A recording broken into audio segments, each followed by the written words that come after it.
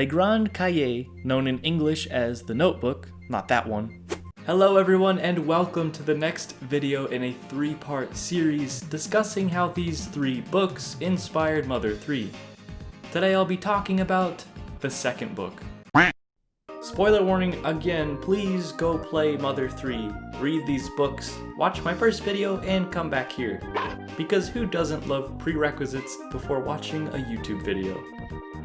Wait, Klaus T. Lucas T. Lucas Thane? Who am I? Lucas? Or am I Thane? What would an anagram of my name even be? Ethan? Since the first video, I gave in and modernized my house, by the way. That's why I'm not in the wood one anymore. Hail Porky! The date is April 20th, 2020, or 4/20/2020. Besides that sounding awesome and, being a holiday for that. But just what sort of bad experience can be expected for those who wash up on the island shore? Gulliver, you have no idea what you're in for.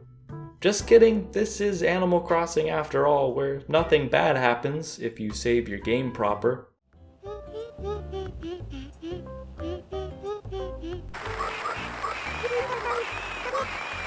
This time though, instead of wandering the art exhibit, we're moving over to the fossil display.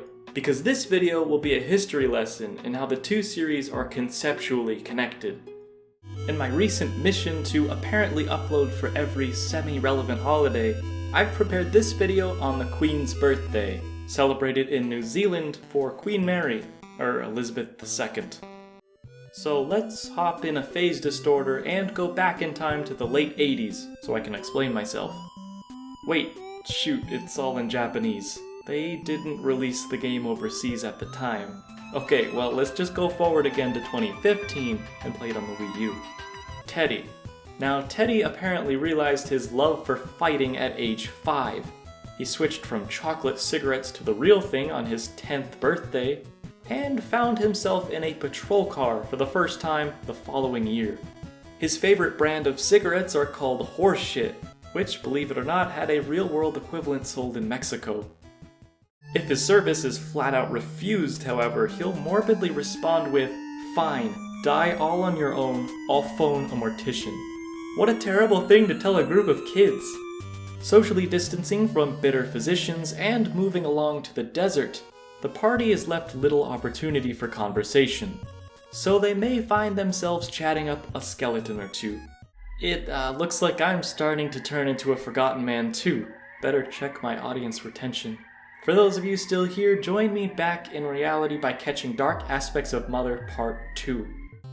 The original Japanese sprites are by no means crude, but America is easily offended, so what could be construed as nipples, I think that's the first time I've used that word in a video, are shadowed out. Earthbound Beginnings localizer Phil Sandhop himself reassures us that he personally has nothing against nipples, but says this in regard to the change. Quote, "They are robots and carry no function other than to suggest femaleness.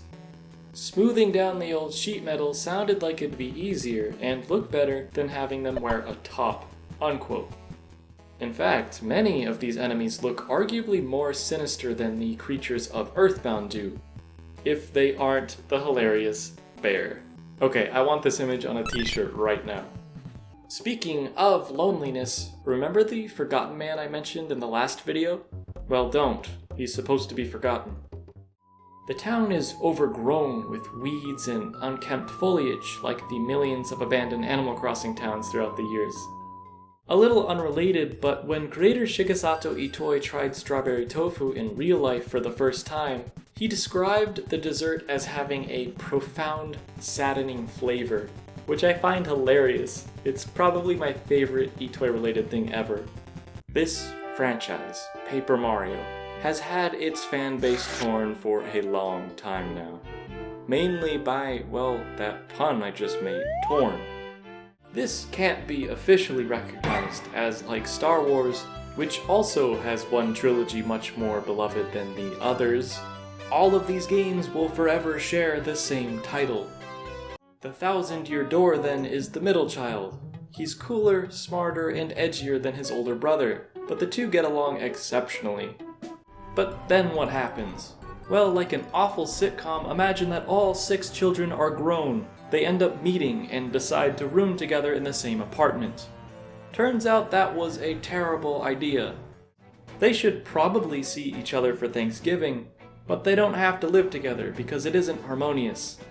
Based on those guidelines, there are 15 completely unique enemies in Majora's Mask, meaning 5 of them, Bad Bats, Mini Babas, Dexy Hands, Death Armos, and Dragonflies, did not make the cut, so they're banished to obscurity at Nintendo headquarters. Their weakness is being fed a bomb, or funnily enough, Goron Link, who has a fitting expression should he become their snack. It makes the plants explode. Their creation was probably the result of one of the designer's kids' art projects, meaning they're obviously simple, but it works. I enjoy seeing these guys in the Woods of Mystery then, though I'm always mishearing what sound they make. Gag rap, gag rap, gag rap.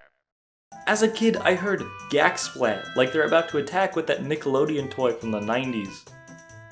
And there's a chance it could be something great, so this is not something great, this is a Deku Stick.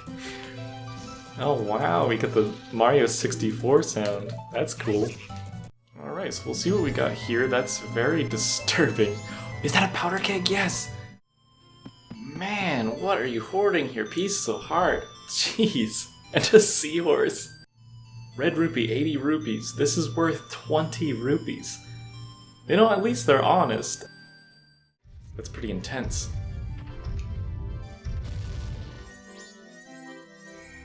So hopefully in the treasure chest, it's not rupees because I've maxed out and I don't have the adult's wallet, so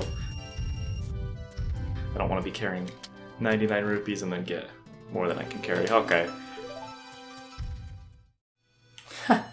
Even the description, it wants to go back home to Pinnacle Rock. Then why are you keeping it trapped in here without water? It's not moving. It could be dead. When it comes to the Mario universe, the most relatable enemies are by far the Shy Guys. And not just because of the name. Besides the fact that right now we both wear masks out in public, Shy Guys are reserved, yet known to be obnoxious. These foes are always seen fumbling around, and offbeat seems to be the tune of their lives. In Paper Mario, they're seen gallivanting around Toad Town, causing mayhem, or in a horde, hilariously shrieking a one-toned high pitch in unison. Gourmet Guy, for example, is hilarious. He crazily reacts to good cake, rocketing across the screen and probably momentarily ascending to a higher spiritual plane. It is a different story when it comes to bad cake, though. If the player messes up his dessert when controlling Princess Peach during a chapter interlude, he'll ask if she learned how to cook at truck driving school. Ruining the cake by adding 30 lumps of salt and some dish cleanser, he'll accuse Peach of trying to poison him. The N64 original has our hero accused of murder. The second game outright features a gallows in the center of the hub world. And the end goal of Super Paper Mario's villain is the total obliteration of all life, including his own, by means of a world-eating, pan-dimensional genocide. These drawings are described by its designers as looking creepy and gross, but when the concept was shown off to Miyamoto, he suggested they make them even more disgusting. In an old Western-style quick draw, Mario can even get shot if the player isn't fast enough for an instant game over. I laughed pretty hard when I saw this bit of concept art in the museum featuring Big M armed with a gun. I just like to think that this was the initial drawing pitched to Nintendo with no context. This multi-leveled show was one of my favorite parts of the game, from a brash ballet to a West Side Story homage, which ends with the bodacious Birdo lip-smacking our non-consenting hero until his eyes turn white. And Birdo's Mario Fever isn't the only sensual reference in this game either. In Sniff or Shroom City's Royal Hotel, the Master Suite houses a treasure chest by the bedside containing a rather phallic relic. So I understand that the Desert Tower is innocent on its own, but the shape of it paired with where it's found, and the fact that it's the 69th collectible, is more than enough for me to say that this had to have been intentional. Much like Mario and Mega Man's brutal deaths in the Ridley reveal trailer for Smash Ultimate, when Bowser Jr. charges forward to rescue his dad, the screen flashes an intense red, and in a matter of seconds, the Koopa Kid's body is decimated, with his pieces faltering to the ground. Permanent death, as in death without playing a reverse card, is reserved for villains or friendly characters who have long since passed. Kudos to, well, Kudo. He was the event director and writer for the Origami King. Welcome to Dark Aspects Mini, which stands for damn, that's a lot of dark aspects. On the same ship, too, this toad is causing a commotion by running around naked, which doesn't seem to be a problem for some passengers. This one even likes it. This drink doesn't even restore Mario's health. What's the point then? Well, the trick is to not drink 10 cups in a row. You're instead supposed to decline the barista's offer of something ordinary, and sit back for something strange instead. When the lights go out, an all-familiar sax theme begins to bellow, as Birdo is lowered from the ceiling. After addressing the sadness of minions transformed into folded soldiers, who must be battled and cannot be saved, she oddly reacts to their exploding into confetti by comparing it to a party. Making the best out of a bad situation? Hey, we have to fight them, but at least it looks cool when they go out with a bang. Hey you there, do you want to try some video games that feature turnips in some capacity? Seriously, this was the basis for a Nintendo newsletter. Well, I can't say I don't appreciate the effort, at least the article's well written, though I don't know exactly who the target audience for this is supposed to be. I don't think any child is going to get this pun on intellectual properties. This is Decaf the coffee cow, Chickpea the brown chicken, and Flint the pony. That's right, the noble cowboy of Mother 3 has been reincarnated as a foal on the farm. But it's another life sim I really enjoy in the vein of Animal Crossing, though these animals can't speak full sentences, I think. Two major gimmicks emphasized to the point where the rebranded Story of Seasons was almost called Plow and Propose, which is hilarious. I propose that going forward the series title be changed to Plow and Propose, then Plow Again When You're Married under the sanctity of the church. Even though Carter the priest says he doesn't like talking to me, and that I'll never be forgiven for my sins, our friendship is maximized. I'd say overall it's a pretty solid relationship. He berates me at confessional, then I give him stuff so he'll grant me access to the back of the church, where all the rare grass and mushrooms grow. There may be no salvation for my soul, but hey, at least he invited me back. Friends of Mineral Town is not going to be for everyone, and it's certainly not perfect. You can clip into and become one with a cow, but how can you call that a flaw?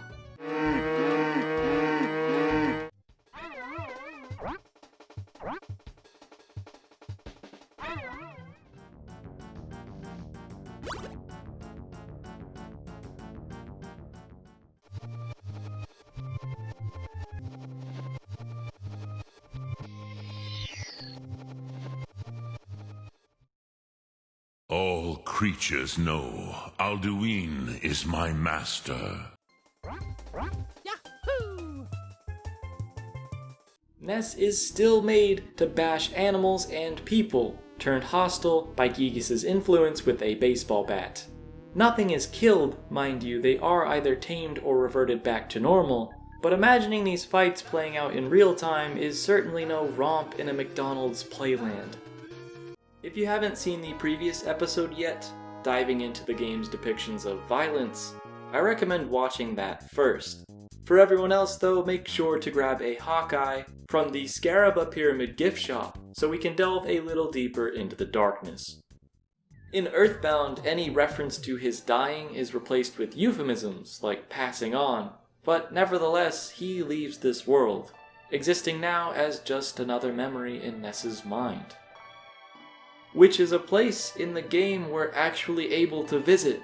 Buzz's tombstone can be spotted later in Magicant. In Mother 2, she explains that when Poki handed it over, he said, Meido no Miyage, which, according to Clyde Mandelin's Legends of Localization book, can potentially mean a gift for a maid, but is also an old phrase, meaning something like, this will be a good memory for when you die and go to hell. The town's hospital is named Yabu in Mother 2, which is the Japanese word for bush, but is also slang for quack doctor, implying that all the staff inside are frauds. Fourside's mayor, Monotoli, suddenly rose to power by deliberately making a deal with the devil. We're getting ahead of ourselves though, so backtracking to the not quite as scary Threed, acting as an equivalent to the original Mother's town of Halloween, we have a literal ghost town filled with ghouls, ghasts, and goons alike. There's zombies called zombies, and ghosts called zombies for some reason, featuring horrifying artwork from the official manuals. How did they find themselves in this predicament? Well, after having their souls stared into by a pair of zombies, a scantily clad woman being ogled by a local can be found loitering outside Threed's hotel. When followed inside, the music becomes distorted, and this apparent lady of the night leads the kids into an upstairs bedroom, where they're ambushed by these creatures of the night. It's an odd and slightly provocative sequence, but it serves as the perfect segue into dark aspects of Earthbound's finale. In Western releases, he wears pajamas, but in Mother 2, he's completely nude. Why the cover-up censorship? Well, it can very simply be chalked up to cultural differences. One of the female NPCs calls him a pervert, a line which was of course changed for Earthbound, since his sprite's been changed from a birthday suit to jammies. Funnily enough, the official Earthbound strategy guide that was initially packaged with the game still has him talking to his family au naturel. Moving away from sensical speaking though, we have the line, must make daddy boing. Now that's not something you want to hear anyone say ever, but it's okay. This is coming from the Mr. Saturns, and they're the symbols of innocence after all. Did you know that Tenda, the shy green species found beyond the deep darkness, are actually human? According to Itoi, you could even have a child with a Tenda if you married one.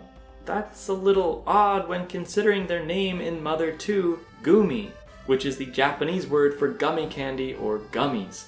Some strategy guides and manga joke about people trying to eat them, but you can apparently have a baby with one?